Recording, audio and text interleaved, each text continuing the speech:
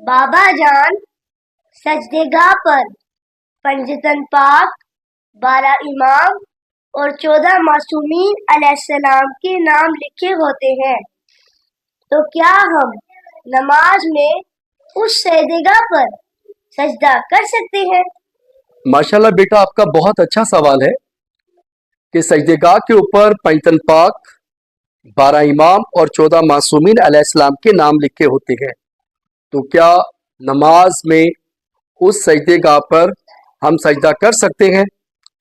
بیٹا، ہم سجدہ کر سکتے ہیں، لیکن نماز کی سجدے کے دوران ایک کنڈیشن ہے۔ وہ کنڈیشن کیا ہے کہ جب آپ سجدے میں جائیں تو سجدہ پراپر بالکل آپ کا جو سموتھلی جو ہے نا وہ آپ کے ماتھے کے ساتھ ٹچ کرنا چاہیے۔ اگر بیٹا اس کے اوپر معصومین علیہ السلام کے نام لکھے ہوں گے، ایون کہ اگر اس کے اوپر اللہ اکبر لکھا ہوگا، ایون کہ بیٹا نماز کس کے لیے ہے؟ اللہ سبحانہ تعالیٰ کے لیے ہے، جو وحدہ لا شریک ہے۔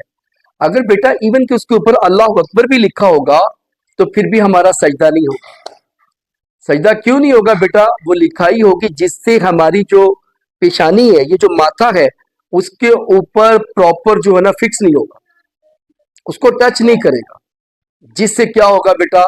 ہمارا سجدہ صحیح نہیں ہوگا۔ آپ بہتر کیا ہے کہ جس سائڈ پہ نام لکھے ہوئے اس سائڈ کو نیچے رکھ دیں سجدے نماز کے دوران آپ جو ہے، اور جو ہے سجدے گاہ کی جو پلین سائڈ ہوتی ہے نا بیٹا، اس کو آپ اوپر رکھ دیں اور سجدہ اس کے اوپر کر دیں۔